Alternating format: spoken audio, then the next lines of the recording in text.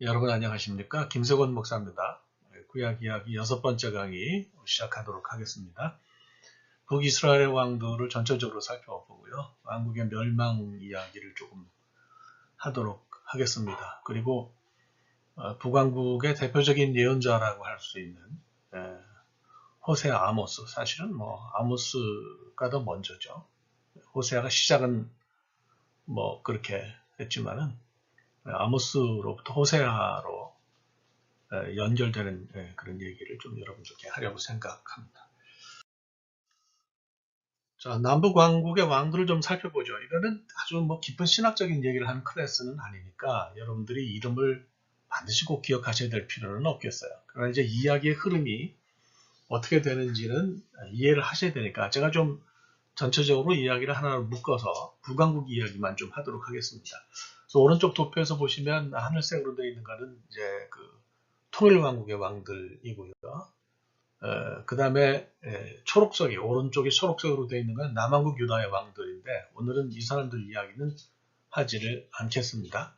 왼쪽에 붉은 글씨로 되어 있는 것이 오늘 이야기하려는 북왕국의 왕들의 이름입니다. 그래서 나중에 좀 더 자세하게 설명을 하겠어요. 지금은 전체적으로 한번 연결해서 이야기를 해보겠습니다. 말씀드린 것처럼 지난주에 이제 사울이 사무엘로부터 기름 부음을 받아서 이스라엘의 처음 왕이 됐는데 이제 이 사람이 제대로 명맥을 잇지를 못하고 그리고 하나님 앞에서 올바로 행동하지 못했기 때문에 다윗이 다시 기름 부음을 받고 왕이 됐죠. 그래서 베냐민 지파의 왕조는 끝이 나고 유다 지파의 왕조인 다윗 왕조가 시작이 되었다. 이렇게 우리가 볼 수가 있습니다. 다윗은 여러 아들을 두었는데요. 일단 살아 있었다면 암논이 제일 왕위 계승서열 1위였는데 왕자의 난이 벌어져서 압살롬이 이제 암논을 죽이고요. 그다음에 여러 왕자가 있었지만 아도니아하고 솔로몬하고 둘이서 왕위 계승 쟁투를 벌였는데 그 와중에서 솔로몬이 이제 결국은 다음 왕이 돼서 만권을 잡았고 아도니아를 지지했던 사람들은 몰락하게 되죠. 그래서 솔로몬이 이제 통일 왕국을 잘 다스리고 마지막에는 좀 안 좋았어요. 말년이 굉장히 안 좋았는데 어쨌든 그 아들 르호보암이 왕위를 물려받았는데 이 사람은 좀 철이 없었어요. 그래서 백성들의 고통이나 고난이나 이런 것을 인식하지 못하고 여전히 아버지의 정책을 답습하겠다라는 생각을 가지고 있었고 그래서 이제 여기에 반기를 들고 북쪽의 10지파 그 남쪽의 유다 지파, 베냐민 지파를 제외한 나머지 10지파가 반기를 들어서 이 사람들이 이제 여로보암을 왕으로 삼았어요. 그래서 왼쪽에 제가 하이라이팅을 노란색으로 했는데 여로보암이 이제 왕이 됐습니다. 여로보암이 왕이 되고 그 다음에 그 아들 나답이 왕을 물려받았는데 바하사라는 사람이 이 사람이 이제 쿠데타를 일으켜가지고 왕위를 찬탈하죠. 그래서 2대를 넘어가지 못하고 또 왕조가 바뀌었어요. 그 다음에 엘라가 왕위를 이어받았는데 시므리라고 하는 군대 장관이 그만 또 엘라를 죽이고 이 사람이 왕이 됐어요. 그러니까 또 다른 군대 장관인 오므리가 이건 있을 수 없는 일이다 해서 시므리를 또 죽이고 그리고 그 유명한 오므리 왕조를 세웠습니다. 그래서 오므리 왕조는 예후 왕조와 함께 북이스라엘을 대변하는 어떤 그런 왕조가 됐어요. 그래서 이 오므리가 이제 굉장히 북왕국을 튼튼하게 하고 아들 아합 우리가 잘 알죠. 영어로 에이허브라 그러죠. 그래서 모비딕이라고 하는 허먼 멜빌의 소설에 나오는 선장 이름이 에이허브죠. 아합이에요. 어쨌거나 다 의미가 있는데 이 아합은 굉장히 똑똑하고 정치도 잘하고 또 나라도 외부적으로 보면 잘 다스렸는데 영적으로는 아주 좋지 않았어요. 그래서 북왕국이 망가지는 계기를 제공했어요. 이세벨이라는 여자하고 결혼했는데 이세벨이 바로 이제 페니키아에서 바알 종교를 가슴에 품고 북왕국의 심장부인 왕궁으로 시집온 여자예요. 그래서 이때부터 바알 종교가 북이스라엘에 퍼지는 계기가 됐고 그것 때문에 남왕국도 다 나중에는 오염이 됐다 이렇게 우리가 생각을 할 수가 있습니다. 그래서 이거 하나님이 기뻐하지 않으셨어요. 그래서 아합보다는 이제 이세벨이죠. 이세벨에 의해서 엘리야가 뭐 저주를 당하잖아요. 죽이고 말겠다 뭐 이렇게 되니까 엘리야가 이제 하나님의 산까지 걸어가서 거기서 세미한 하나님의 음성을 들어요. 하나님께서 이 오므리 왕조는 내가 그냥 두지 않겠다. 이제 무너뜨리겠다 하면서 예후의 혁명을 거기서 예언을 받는데 예후가 결국은 혁명을 일으켜서 쿠데타죠. 왕조를 세우는 것을 볼 수가 있습니다. 예후가 그 신탁을 통해서 왕이 된 거는 좋은데 이 사람은 완전히 하나님 보시기에 선한 왕은 아니었어요. 또 말년에 또 많이 잘못되고 그래서 대를 이어서 내려가다가 여러분 그 하이라이팅은 안 했지만 여로보암 2세가 보이실 거예요. 여로보암 2세는 여로보암 1세랑은 다른 사람입니다. 그래서 이때가 아주 이스라엘의 최전성기예요. 그래서 예후 왕조에서 우리가 이제 볼 만한 사람은 여로보암 2세라고 이렇게 생각을 하실 수가 있고요. 이때가 아모스 선지자, 호세아 선지자가 예언한 시기예요. 겉으로는 최고로 부강했지만 내부적으로는 아주 건강하지 못했던, 타락이 극심했던 그런 시기였다 이렇게 생각하시면 좋겠습니다.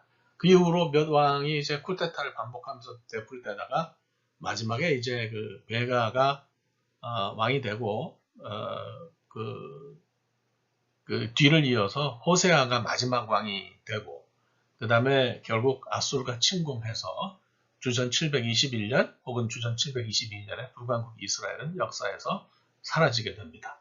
이런 전체적인 그 흐름을 가지고 있어요. 그래서 이것을 먼저 여러분들이 머릿속에 넣어두시기를 바라고요. 사람 이름을 굳이 외우려고 애를 안 쓰셔도 됩니다. 뭐 보고서에 이름을 잘 기억하셔서 쓰시면 좋고요.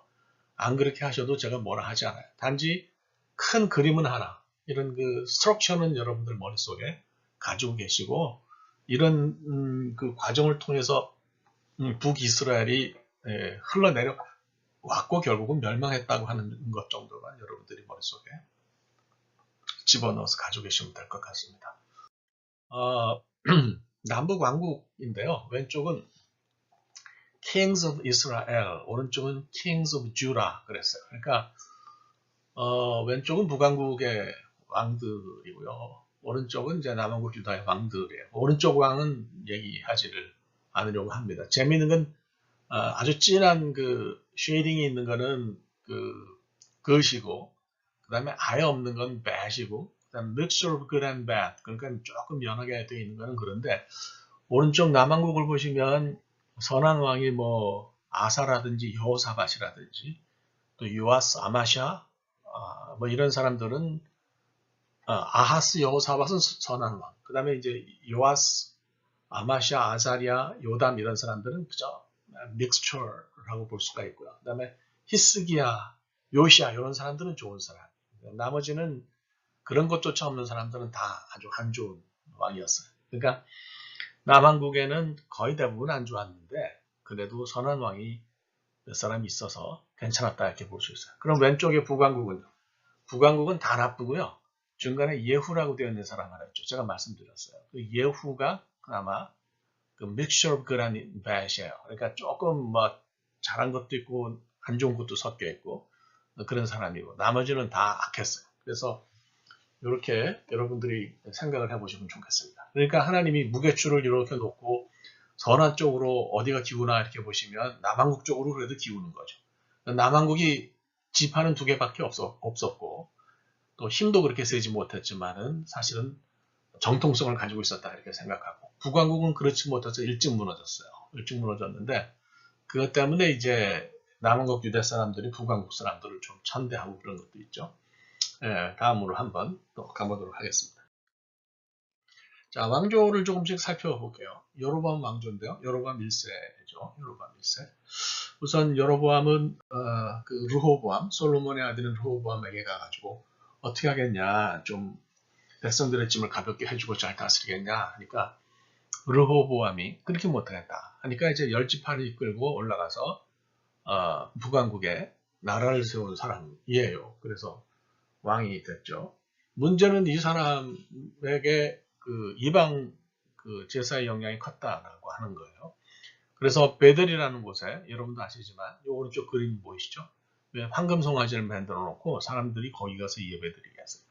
그러니까 이제 이거는 이유가 사실 있어요. 그러니까 열 지파를 거느리고 북왕국 영토도 크게 이렇게 해서 나라를 잘 분리해서 만들었지만은 문제는 이스라엘 백성들의 신앙의 핵심이라고 할 수 있는 성전이 남왕국 예루살렘에 있었단 말이에요. 그러니까 북왕국에 있는 사람들도 다 절기가 되면 남왕국으로 내려가서 뭐 강제로 지금 남북한처럼 이렇게 DMZ 만들어 놓고 못 가게 하지 않는 한은 댕기면서 가서 제사도 드리고 예배도 드리고 했다는 거예요. 그러니까 자기 백성들이 그 남왕국을 가지 않아야 되는데 종교 때문에 자꾸 가는 거예요. 그 다음에 이제 그 나라라고 하는 것이 이스라엘이나 뭐 유다나 사실 종교가 그 국가의 어떤 이념의 핵심이거든요. 그러니까 하나님 신앙이 없으면, 야훼 신앙이 없으면 의미가 없는, 또 존속하기 힘든 그런 처지였어요. 그러니까 이걸 견딜 수가 없는 거죠.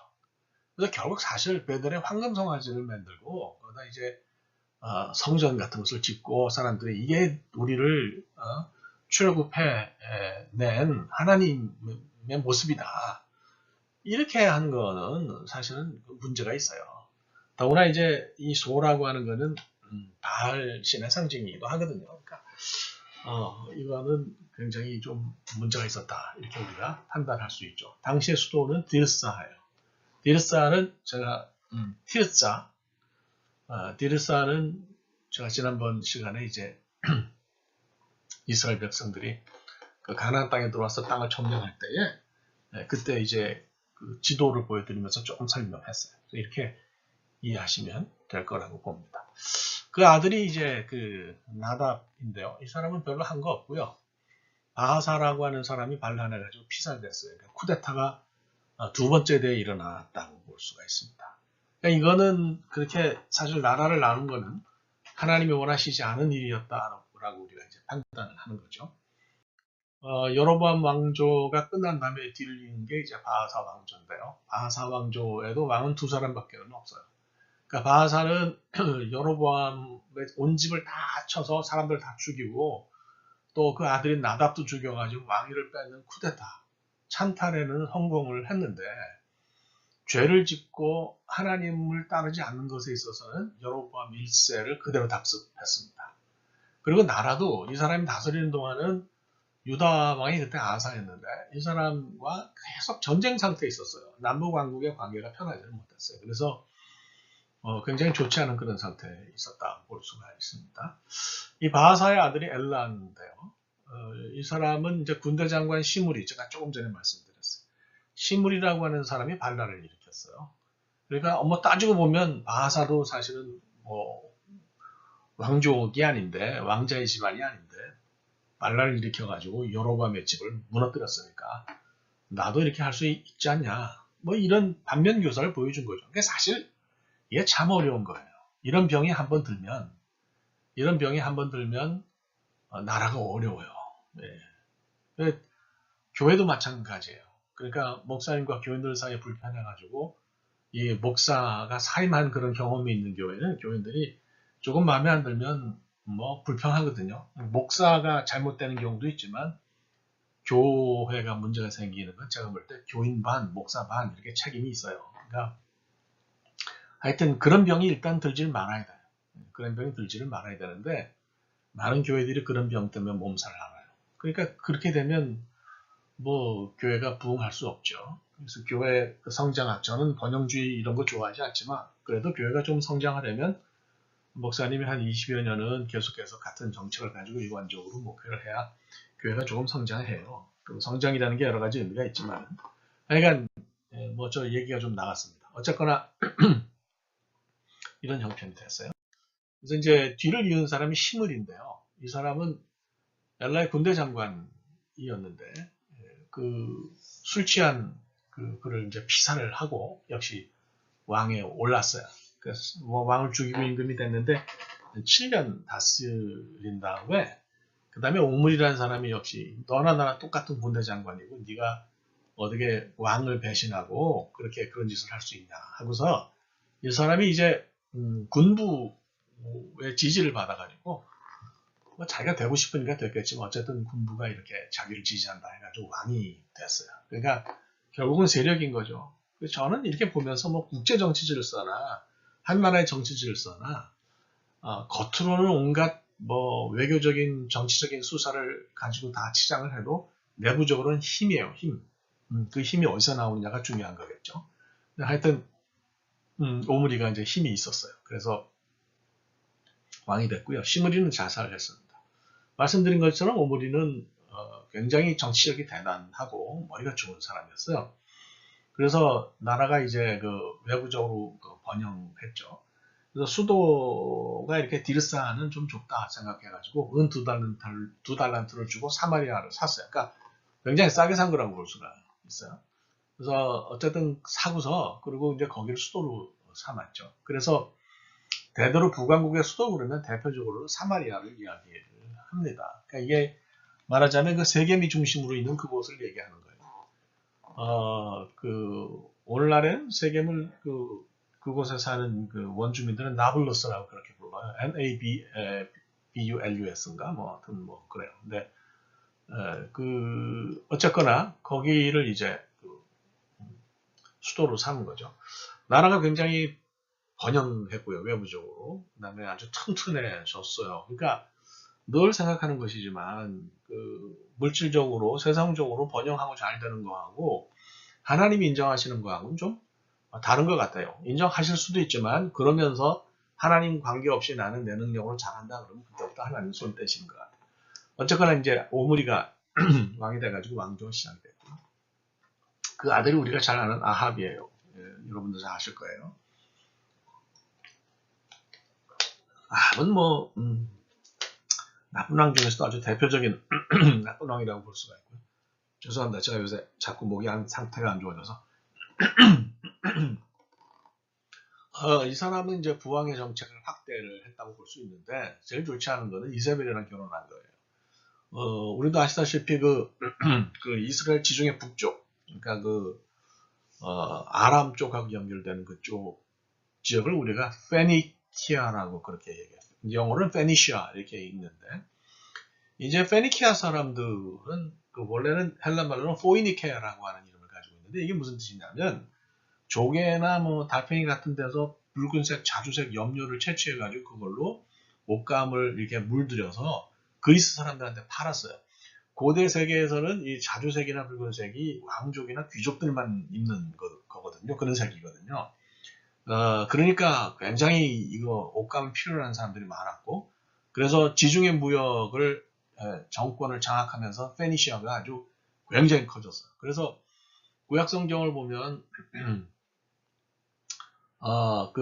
페니시아에 소속한 나라가 두로하고 시돈이에요. 여러분들이 보시면 알 수 있죠. 구약성경에. 그런데 이 두로와 시돈 페니시아의 국가 종교가 바알 종교였어요. 그래서 뭐 이런 얘기 그냥 쉽게 하면 라샤무라라고 하는 곳에서 이제 사람들이 나중에 현대 굉장히 큰 토판 문서 도서관을 발견했거든요. 우리가 아카이드라는 부르는데 그러니까 옛날에는 책이 지금처럼 되어 있는 게 아니고 토판에다 진흙으로 만든 그 판때기 태블릿에다가 오늘날 태블릿 그러면 뭐 아이패드나 뭐 안드로이드 태블릿 생각하시는데 우리 성경을 공부하는 입장에서는 태블릿 그러면 진흙 토판을 얘기하는 거예요. 그래서 그 진흙 토판에 침으로 이렇게 글씨를 새기고 알파벳을 새기고 그 다음에 거기에 유약을 발라서 구웠어요. 그게 책이에요. 그거를 뭐 굉장히 많이 보관해 놓은 왕궁 도서관이 발견됐는데 그거를 이제 학자들이 읽어보니까 그게 이제 고대 히브리어고요. 그 다음에 그러니까 가나안어죠. 가나안어라고 하는 것이 말하자면 가나안 북부 셈어예요. 그래서 이제 그 말로 된 놀라운 서사시를 발견했는데 그게 바로 바알 종교 얘기예요. 그 바알은 쉽게 얘기하면 농업신이에요. 그래서 1년 동안 어떻게 하면 농사를 잘 지을 수 있냐. 우리 옛날에 농사원령관가 농가원령관가 그런 거 있잖아요. 뭐 1월엔 뭐 하고 2월엔 뭐 하고 언제 파종을 하고 어떻게 물을 주고 언제 거두고 요거를 시기별로 따져가지고 잘 이렇게 정리해 놓은 게 이게 바알 종교예요. 그러니까 거기에 따라서 그 사람들은 농사를 지었기 때문에 잘 지었죠. 이스라엘 백성이 유목민인데 처음 가나안 땅에 들어와가지고 농사를 짓는데 잘 안 됐단 말이에요. 뭐 양만 치던 사람들이 뭘 아나요? 그런데 보니까 바알 종교를 믿는 사람들은 그 바알 종교 순서대로 그 토판 순서대로 잘하니까 농사도 많이 잘 되고 그러더란 말이에요. 그래가지고 빠져들어간 것도 굉장히 많아요. 어쨌든 뭐 각설하고 시돈의 왕이자 제사장인 엣바알이라는 사람이 있어요. 이 사람의 딸이 바로 이세벨입니다. 그래서 이 이세벨이 아합에게 시집 왔는데 그러니까 결혼 자체는 정략적이죠. 그러니까 뭐 그 부강국이 그 페니시아랑 사이가 좀 좋게 지내야 되겠다 이렇게 판단해가지고 거기 공주하고 아합이 결혼을 한 건데 그냥 이세벨이 바알을 그대로 품에 안고 온 거죠. 그렇죠? 그래서 이 엘리야하고도 충돌이 있었잖아요. 바알 선지자 또 아세라 선지자 850대 1로 갈멜산 위에서 엘리야가 딱 단독으로 붙어가지고 이 사람들을 다 그냥 없애버리잖아요. 그러니까 이때 이제 그 엘리야하고 엘리사가 활동한 것을 볼 수가 있어요. 아합은 결국 나중에 아람하고 싸우다가 길르앗 라못에서 그 요단강 동편에 북쪽에 있는 곳이에요. 여러분들 지도를 보시면 제가 지난주에 강의한 지도를 보시면 길르앗 라못을 발견하시는데 거기서 이제 죽었던 것을 볼 수가 있어요. 그러니까 이 사람 문제 많죠. 아합은 아주 대표적인 왕이다 이렇게 생각하시면 좋을 것 같습니다. 그 다음에 이제 아하시아가 있는데 2년 다스리다가 다락난간에서 떨어져 죽고요. 아하시아의 동생인 여호람이 왕이 됐어요. 이때가 이제 우리가 잘 아는 것처럼 아람의 군대 장관 나아만이 피부병에 걸려가지고 고침을 받기 위해서 이스라엘로 왔다가 엘리사가 이제 그 만나주지 않고 요단강에 가서 이제 목욕하라 해가지고 그래서 고치고 한 사건이 일어난 때가 요 왕 때예요. 근데 회개하려는 신용은 뭐 한 왕이지만은 뭐 신용이라는 거는 하나님은 못하잖아요. 그러니까 이 사람도 결국은 나쁜 왕이었다 이렇게 여러분들이 생각하시면 될 것 같습니다. 그 다음에 이제 말씀드린 것처럼 엘리야 예언의 성취로 오므리 왕조의 포갑이 이제 종막을 고하게 되고 예후가 왕조를 세웁니다. 이제 그 나쁜 짓을 오래 하면 좋지 않아요. 좋지 않은 일이 생깁니다. 그러니까 선한 일을 하고 거룩한 삶을 살아야 하나님도 그거 이렇게 지켜보시죠. 악한 일이 자꾸 쌓이게 되면 하나님이 현세에서 그걸 벌 주시는 것도 있어요. 역사가 그걸 증명해서 보여주지 않아요. 그러니까 아무리 악한 일을 많이 해도 그거 뭐 결국 그렇게 될 수밖에 없다고 생각하고 김정은이가 헷갈졌다고 저렇게 난리치지만 저렇게 악을 쌓으면 결국은 망가지게 되고 무너지게 돼 있어요. 끝이 있죠. 네. 어쨌거나 뭐 우리 정치 얘기하려는 클래스는 아니니까. 자, 말씀드린 것처럼 엘리야가 850대 1로 싸워서 이겨가지고 바알 선지자 또 아세라 선지자들을 다 처단하니까 아합의 아내인 이세벨이 열받았어요. 저 인간이 내가 내 선지자들을 다 죽였다. 네, 가만두지 않겠다. 그러니까 참 재밌죠. 그렇게 용감했던 엘리야가 왕비가 그렇게 저주한다고 겁먹고 도망가요. 그래서 그 광야 쪽으로 들어오면서 로뎀나무 밑에서 하나님의 천사가 물도 주고 떡도 주고 해가지고 먹고 싱거워서 저 남쪽에 있는 호렙산, 그러니까 시내산 쪽에 와서 거기서 하나님 음성을 듣죠. 하나님께서 예후가 이제 그 쿠데타를 일으킬 거라고 미리 말씀을 해주세요. 그래서 이 사람이 이제 성공했는데 그것까지는 좋은데 너무 잔인하게 그 청산을 하고 그러니까 오므리 왕조를 사람들 다 죽이다시피 하면서 이게 청산을 하고 그 다음에 또 그 여로보암의 길을 가면서 타락했어요. 하나님을 잘 섬기지 않고 그래서 하나님의 눈에서 벗어나게 되는 거죠. 자, 그 다음에 이제 요아스인데요. 유다왕 아마스하고 전쟁도 했고요. 그 다음에 엘리사가 이때 죽었어요. 그 다음이 이제 세 번째 여로보암 2세인데 이 사람은 여러분들이 굉장히 잘 기억을 해두셔야 된다고 봅니다. 이 사람은 아주 중요한 역할을 한 사람이에요.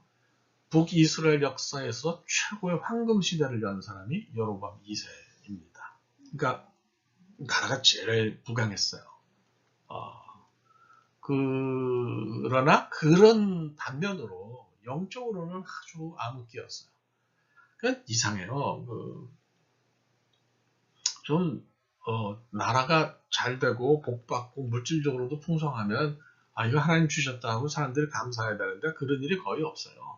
그래서 기독교는 역사가 아주 그 낙관적인 시기에 부흥했던 게 아니고 항상 어렵고 힘든 시기에 기독교가 부흥했어요. 그러니까 사람들이 참 간사해요. 하나님을 의지하고 하나님 붙드는 거는 역시 어려울 때가 아니냐. 내가 잘 나갈 때 하나님 붙들고 하나님 일하면 얼마나 좋겠어요. 근데 이제 그렇지를 못한 거죠. 하여간 그랬어요. 그래서 이때 이제 아모스, 호세아, 요나 이런 사람들, 다 이런 사람들이 활동했다 이렇게 보여지고, 내부적으로는 어렵고 또 실제로 그래요.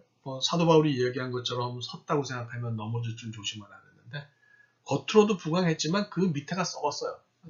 실제로 여로보암 2세 이후로는 완전히 계속해서 그 왕들이 쿠데타를 일으켜서 왕위를 찬탈을 하고 그러면서 계속 나라가 악해지고 정치적으로도 암흑기에 들어가고 결국은 나중에 나라가 망했거든요. 그러니까 여로보암 2세로서 2세 치세로서 북이스라엘은 정치적으로 정점을 찍었지만 내부적으로는 영적으로 타락했고 또 실제로 그 기초가 대단히 미약했다. 그래서 그 다음부터 몰락기가 시작됐다 이렇게 볼 수가 있어요. 그 다음 뒤를 이은 살룸이 이제 살룸이 아니고 살룸입니다.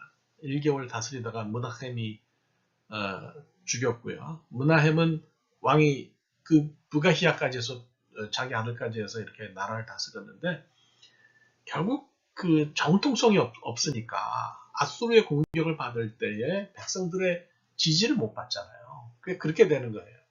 그러니까 결국은 외교적인 노력으로 이걸 해결해야 되니까 앞으로 돈을 조공을 하겠다 해서 1000달란트를 조공하는 걸로 해가지고 겨우 명맥만 유지하는 거죠. 이거 굉장히 큰 돈이거든요. 그러니까 이게 문제가 많은 거예요. 네, 문제가 많은 거예요. 자, 그리고 그 뒤를 이어서 왕이 된 부가히야도 2년 다스리다가 결국 베가의 반란으로 이제 죽임을 당했습니다. 베가는 20년을 다스렸지만 이때부터 실질적으로 아수르가 북이스라엘을 점령하다시피 했다고 보셔도 괜찮아요. 디글랏빌레셀, 여러분 잘 아시는 이름이죠. 디글랏빌레셀이 공격을 했고 이 전쟁에서 져서 실제로는 이게 굉장히 어려웠어요. 어려웠는데 호세아 같은 사람은 참 지도자가 생각을 잘해야 돼요. 내가 어디랑 화친을 맺고 어디랑 왼수를 삼아야 그래도 좀 이게 나라가 좀 약한 나라니까 존속하겠냐 이걸 생각을 잘해야 되는데 그 당시 세계의 최강대국인 아수르와 반대하는 정책을 썼어요. 반아수르 정책을 썼어요. 반아수르 정책을 쓰게 되면 저 밑에 애굽에도 기웃거리게 되고 이제 그렇게 되는 거죠. 그러니까 결국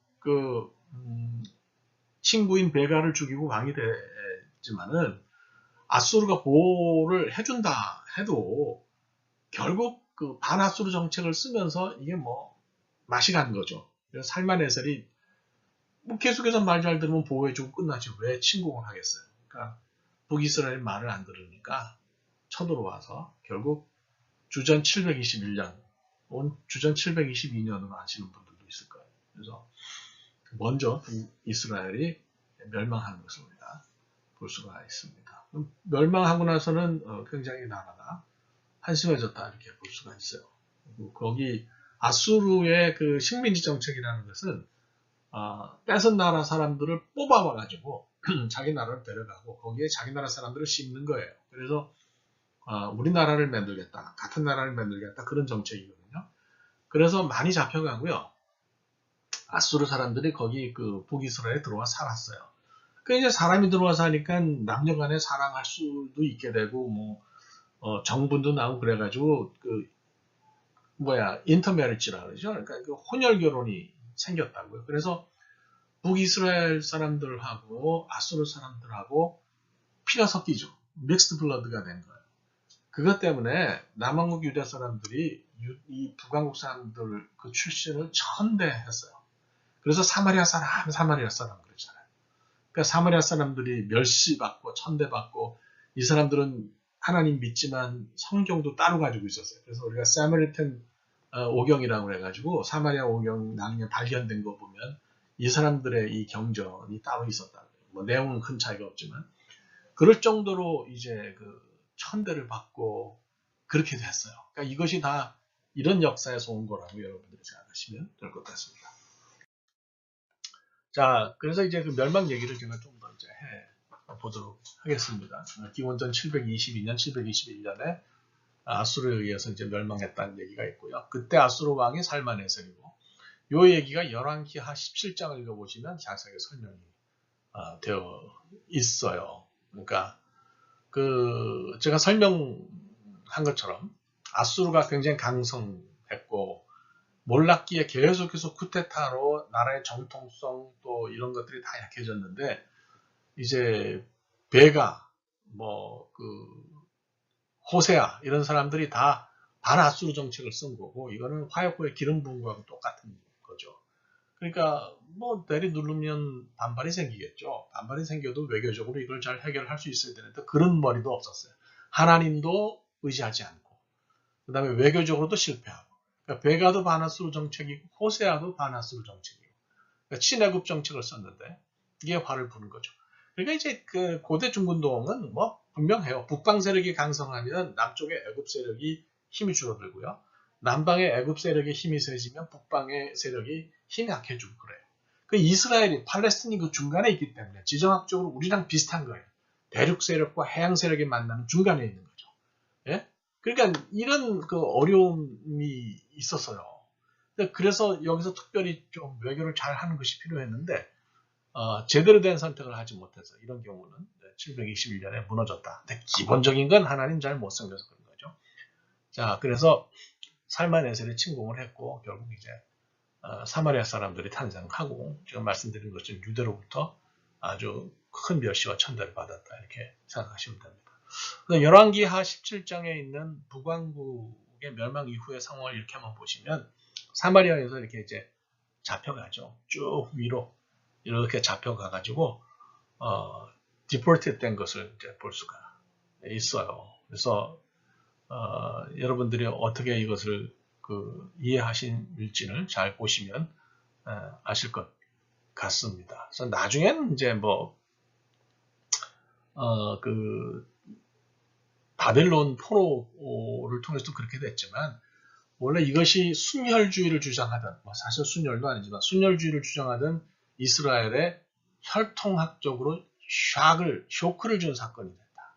그래서 결국 그 가나안에 이방인들이 들어와서 살게 된 그런 계기가 됐다 이렇게 여러분들이 생각을 하시면 될 것 같습니다.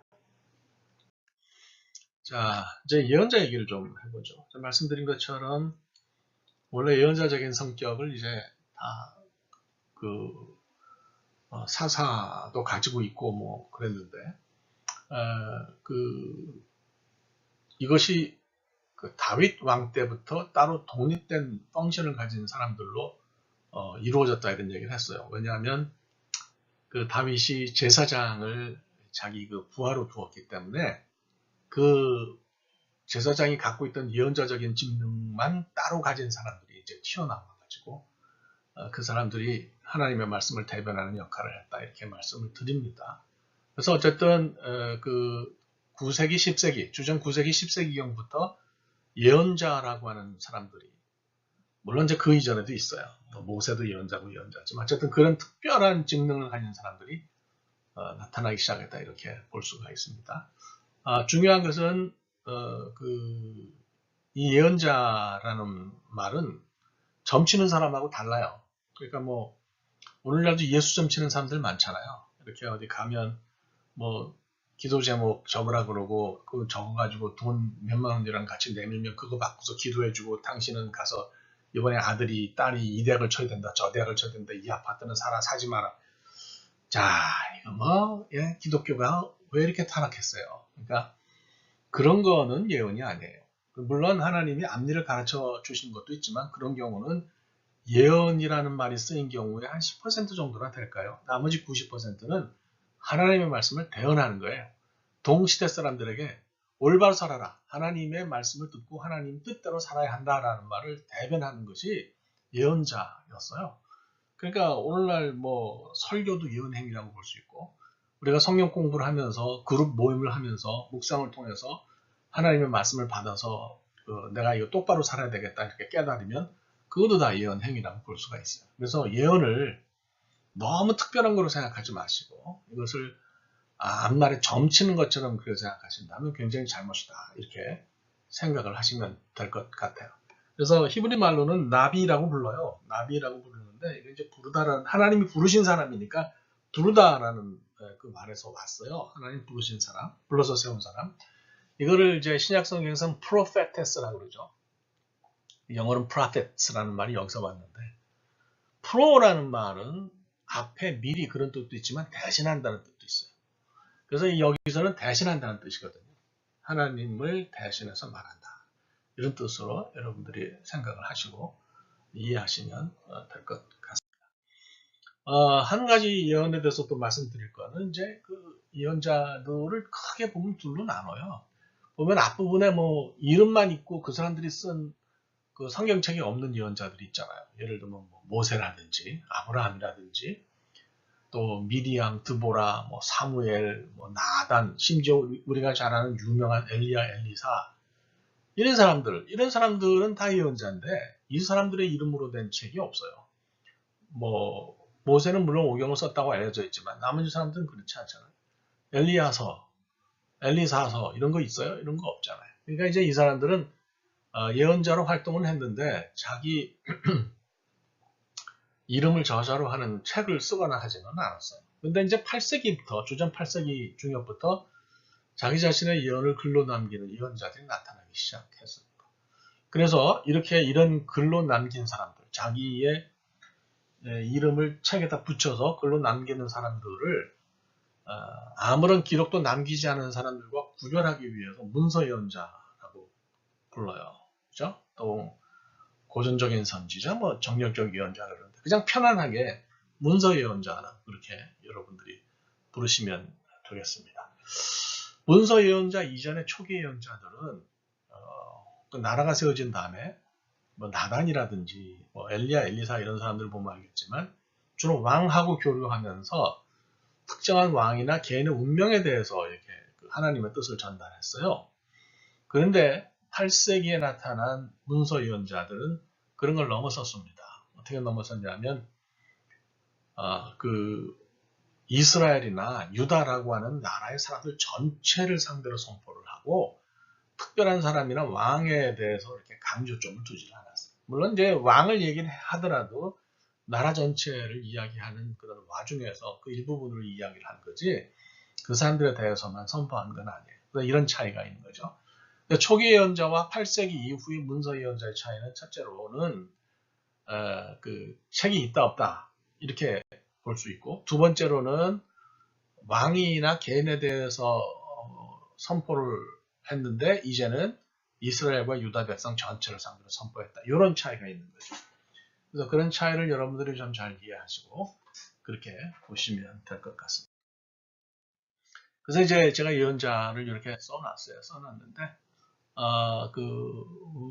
뭐 두 개가 다 도움이 되실 거예요. 똑같은 내용이에요. 왼쪽에 이제 하이라이팅 해놓은 거 보면 북왕국에 그래도 우리가 관심을 가져야 될 게 요나, 호세아, 아모스인데 요나는 뭐 제가 크게 얘기할 건 없고요. 왜냐하면 요나는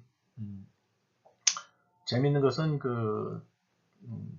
이스라엘 사람들에 대해서 예언하는 것이 아니고 물론 뭐 나중에 그런 부분도 있지만 니느웨, 아수르의 수도인 니느웨에 대해서 예언한 거예요. 그래서 하나님이 니느웨 같은 죄악을 저지른 사람도 용서하실 것이라고 하는 그런 내용이 담겨 있고 어떤 선교적인 어떤 구약의 유일한 그런 내용도 담고 있어요.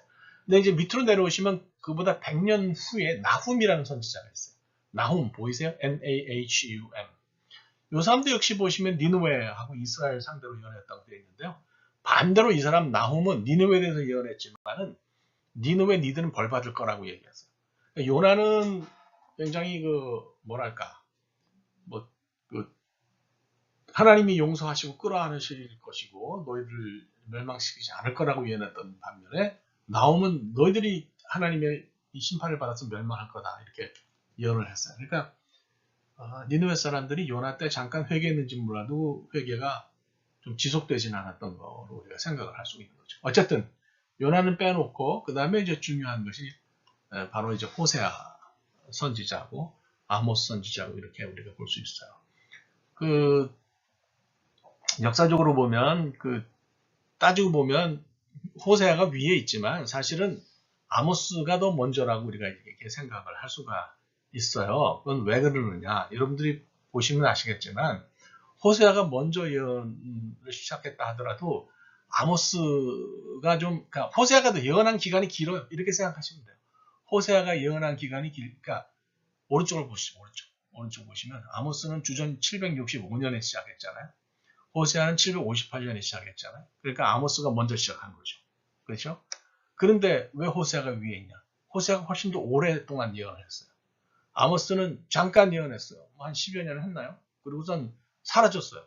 그러니까 아모스가 먼저 시작했지만 뒤늦게 시작한 호세아가 더 길게 갔기 때문에 어떤 도표에서는 이렇게 호세아를 더 위에 놓는 경우가 있습니다. 그래서 그런 것 때문이라고 여러분들이 생각을 하시면 어려움이 없지 않겠나 이렇게 생각을 해요. 그래서 북왕국에서는 여러분들이 다른 사람은 별로 기억하실 게 없다라고 보여지고 호세아 선지자, 아모스 선지자, 사실 순서를 따져서 얘기하면 아모스 선지자, 그 뒤를 이은 호세아 선지자 이렇게 생각하시면 되겠고 두 사람 다 북왕국 최전성기인 여로보암 2세 때에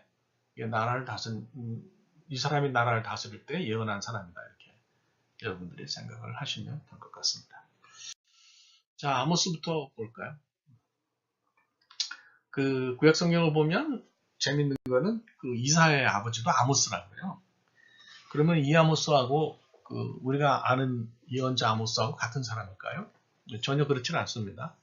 우리말로는 똑같이 아모스로 되어 있지만은 히브리 말로는 스펠링이 달라요. 그래서 예언자 아모스는 아모스, 그 다음에 이사야의 아버지는 아모츠 이렇게 달리 불러요. 그래서 이걸 여러분들이 헷갈리지 마시고 어떤 분들은 이사야의 아버지가 예언자 아모스고 이사야는 예언자의 집에서 왔다 이런 이상한 소리를 하는 분들이 있는데 그건 정말 이상한 얘기고요. 몰라서 그런 거면 용서해 주시고 의도적으로 그랬다 그러면 그 사람하고 놀지 마세요. 자, 말씀드린 것처럼 북왕국의 공격이 강한 여로보암 시대 때 예언을 했어요. 그래서 이 사람은 아주 나라가 잘 되고 낙관주의에 물들어 있을 때에 행해지는 위선적인 종교 행위. 그러니까 가서 제사만 잘 드리면 문제가 없다. 우리가 제사를 잘 드리면 하나님께서 우리를 안전하게 지켜주실 것이라고 그렇게 이제 하는 제사장들에 대해서 막 공격하죠. 올바로 믿는 건 그런 게 아니라는 거예요. 사실 그렇거든요. 그러니까 송아지 한 마리 잡아가지고 제사 드리고 일주일 동안 나가서 나쁜 짓 하는 게 수입 면에서 훨씬 좋아요. 오늘날도 마찬가지예요. 6일 동안 나가서 할 짓 다 하고요. 뒤로 다 나쁜 짓 다 하고요. 예, 그리고 나서 주일날 멀쩡한 얼굴로 교회 와서 예배드리고 목사님한테 아주 경건하게 인사하고 교인들하고 합주하면서 미소 띄고 그리고 행사 있으면 돈 내고 그다음에 경조사 있으면 화 한 번 내고 그러면 장로 되잖아요. 그죠? 그러면 표 주잖아요. 교회가 이게 북왕국 때의 종교하고 달라질 게 없어요, 지금. 그거 우리가 정신 차리고 고치지 않으면 한국 교회가 또 어쩌면 이 기독교가 아주 좋지 않게 될 수도 있어요.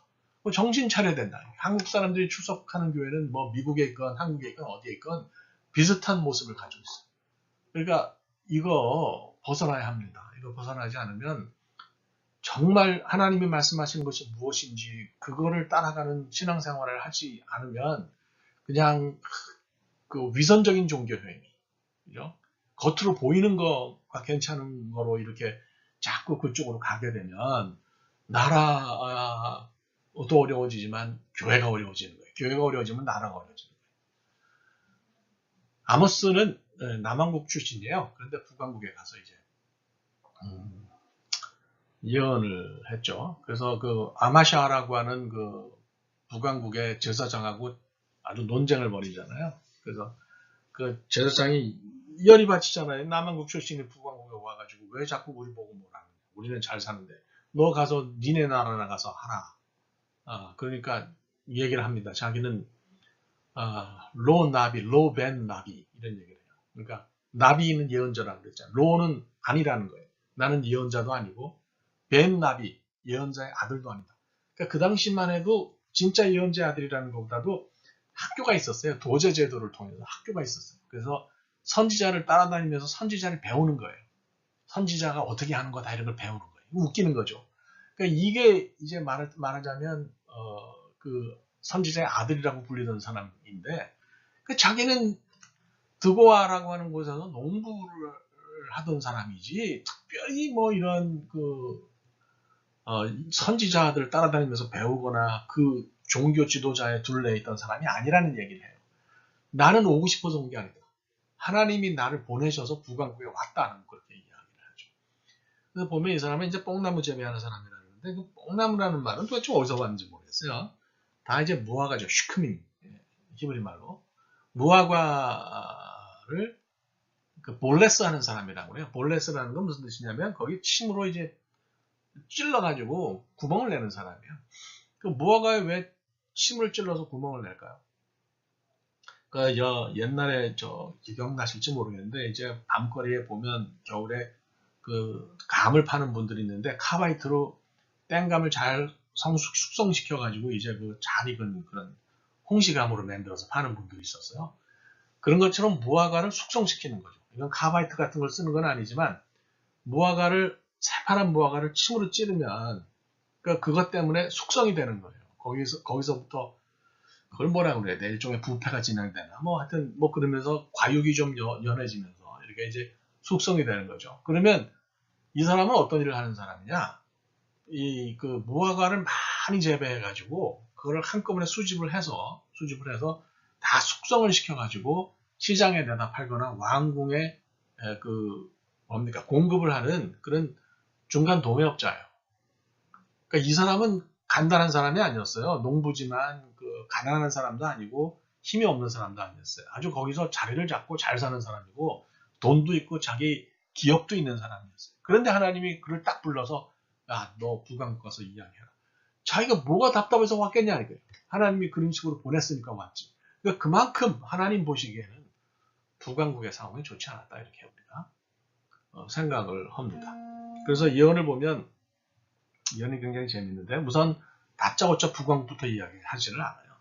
우선 이스라엘 주변부터 이야기를 하면서 점점 조여 들어가서 북왕국에 관한 예언을 합니다. 그래서 먼저 다메섹에 대해서 다메섹은 아람의 수도잖아요. 북이스라엘은 나쁜 짓을 많이 했어요. 그러니까 저 위에 있는 아수르보다도 바로 북왕국 머리 위에 있는 아람이 주로 전쟁을 일으키고 나쁜 짓을 했어요. 그래서 이제 다메섹이 다마스커스죠. 아람의 수도로서 북이스라엘은 나쁜 짓을 많이 해서 늘 회개해라. 그리고 그 다음에 이제 가자, 남쪽의 가자죠. 인신매매 때문에 그렇게 하나님이 벌 주실 거라고 이야기하고 저 위쪽으로 다시 올라가서 두로 아까 말씀드린 그 페니시아 사람들 이런 사람들 얘기를 해요. 그 당시에 이제 인신매매를 한 사람으로 이제 암몬하고 두로가 굉장히 악명이 높았어요. 그래서 이런 것들 다 하고 그다음에 모압, 그죠? 모압 사람들도 에돔왕하고 전쟁을 해가지고 에돔왕을 막 뼈를 불태우고 막 그랬으니까 이것도 사악하다 해가지고 이제 경고를 하고 그 다음에 이제 유다를 이야기를 하고 맨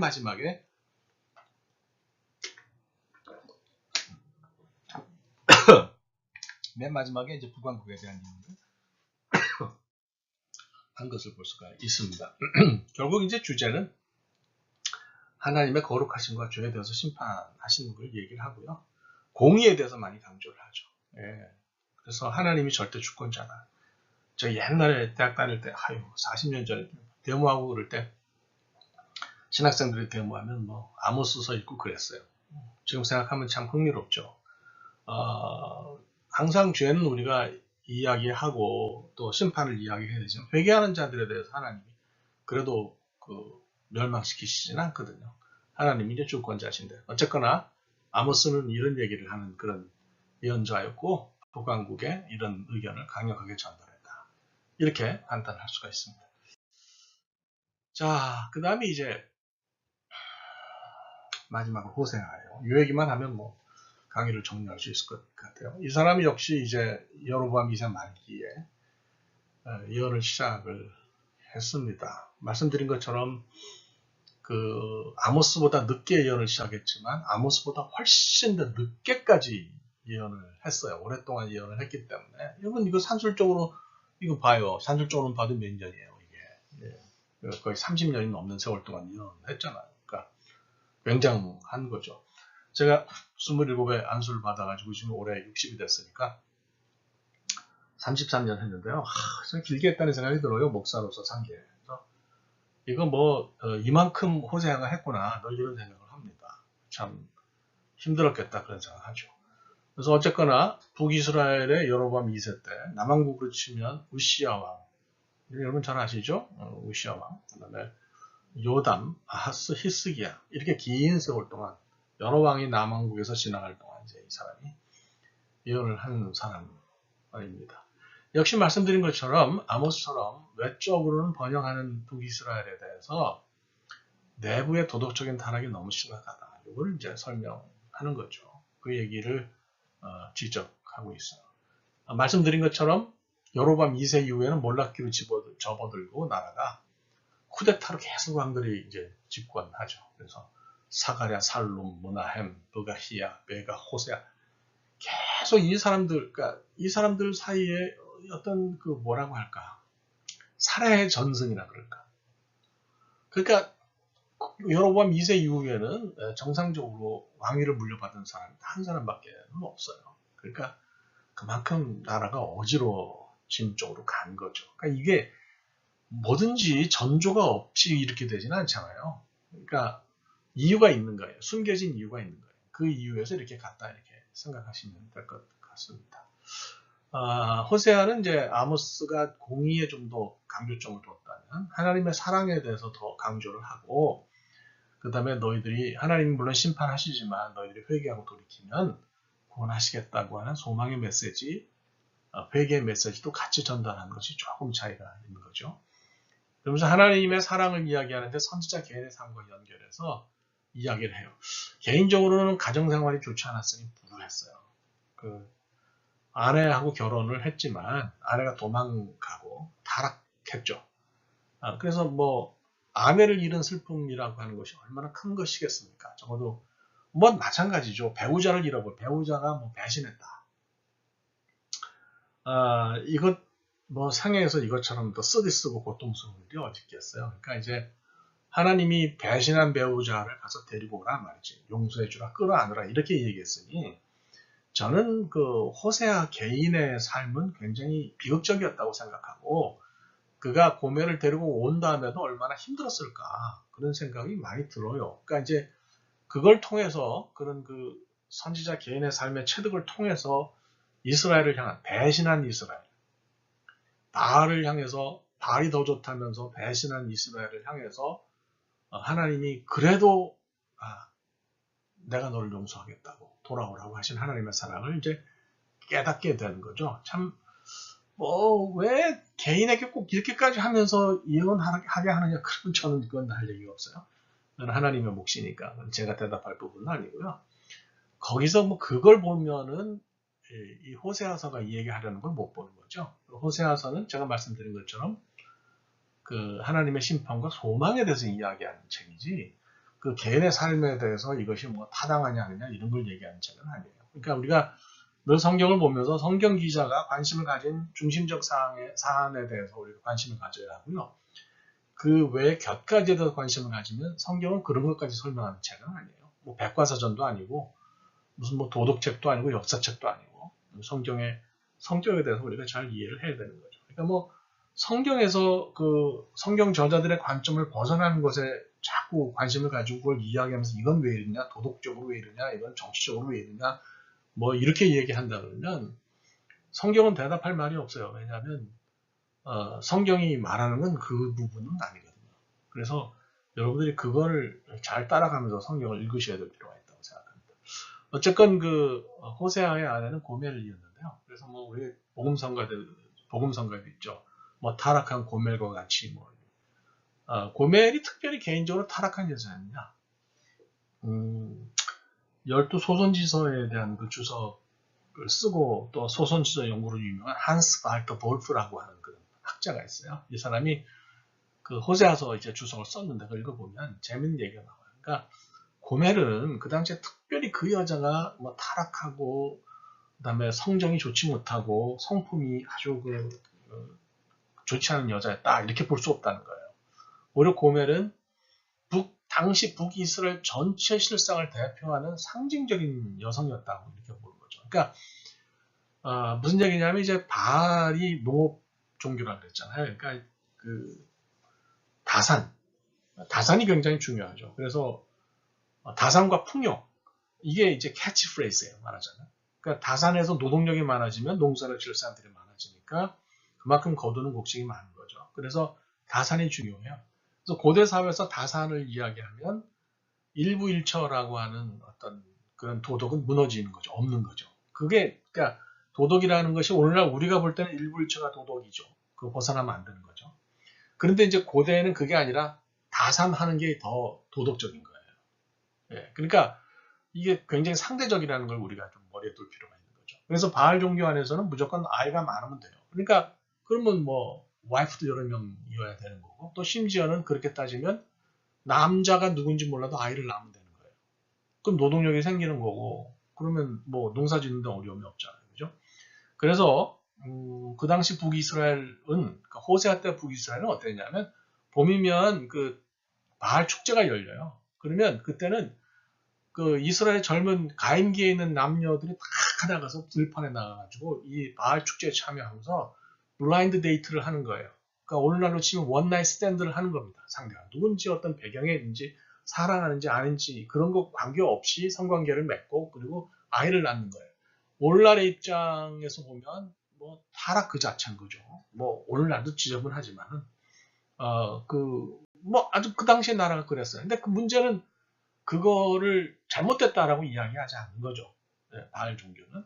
그러니까 그만큼 나라 전체가 타락했어요. 예레미야도 그랬잖아요. 야, 너희들 한번 생각해봐라. 저 나무빛에서 너희들이 행음하지 않은 곳이 어딨냐. 응? 그러니까 그 영적으로는 신앙적으로는 하나님 떠나서 이스라엘이 그렇게 바알과 하나가 돼서 엉망이 됐고, 그 다음에 피지컬리는 아주 그렇게 그 도덕적으로 그 성도덕의 문제가 있고요. 실제로 바알 종교 자체는 또 가면 그 신전의 그 성창이라고 불리는 그 sacred prostitute 우리가 코데시라고 불러요. 카다시가 거룩하다는 뜻인데 코데시가 죄송합니다. 코데시가 크데샤가 이제 그 카다시라고 하는 말에서 왔어요. 그러니까 거룩한 창기라는 뜻입니다. 그러니까 사제죠, 사제. 그래서 남자들이 가면 혹은 여자들이 가면 거기 있는 사자들과 함께 이제 섹슈얼 인터코스를 하고요. 그렇게 되면 바알 신과 합의됐다고 생각하는 그런 부분이 있어요. 그러니까 뭐 나라 전체가 완전히 바알에게 미쳐 돌아갔다 이렇게 보셔도 괜찮습니다. 그 고멜은 단순히 뭐 한 여자가 나쁜 여자다 이런 건 아니고요. 북이스라엘 전체의 모습이 그렇게 하나님을 떠나서 바로 넘어갔다는 것을 보여주는 상징적인 사람이었습니다. 그래서 호세아는 이제 그런 사람들을 향해서 그렇게 믿지 마라. 하나님 믿고 하나님 사랑해야지. 하나님이 여러분과 함께한다. 회개하는 자에게는 소망이 있다. 이런 메시지를 전한 예언자였다고 그렇게 생각을 하죠. 그러니까 아주 굉장히 중요한 예언을 했고요. 잘 나가는 사람들에게 그렇게 살면 안 돼. 그러면 그거 받아들이기가 쉽지 않잖아요. 당시에 북이스라엘 그랬단 말이죠. 아모스라든지 호세아라든지 잘 나가는 사람들인데 그 사람들에게 아모스 호세아가 가가지고 당신들 그렇게 살면 안 돼. 그렇게 살지 마. 하나님 잘 믿어. 회개해. 그러면 누가 좋아하겠어요? 아무도 좋아하지 않는 거죠. 그래서 이런 참 어려운 시기에 선지자의 역할을 잘 감당했다 이렇게 생각합니다. 여기까지 이제 전체적으로 북이스라엘 얘기를 쭉 했어요. 주마간산격으로 했는데요. 이 클래스가 신학 클래스가 아니고 구약 이야기를 거듭 말씀드리지만 하나의 이야기로 정리하는 클래스니까 여러분도 강의를 들으시고 보고서를 쓰실 때 여러분들이 그리신 그림이 뭐냐, 이야기가 뭐냐 그 이야기를 쭉 한번 정리를 해보세요. 그것이 여러분들에게 도움이 될 거라고 생각합니다. 그래서 강의 보고서 잘 내시고요. 주일 밤 11시 55분까지 내시고 성경 읽은 것도 요약을 잘 하셔서 그렇게 내시면 점수는 너무 걱정하지 않으셔도 될 거라고 그렇게 생각합니다. 대단히 감사하고 여러분 다음 주에 뵙도록 하겠습니다. 수고하세요.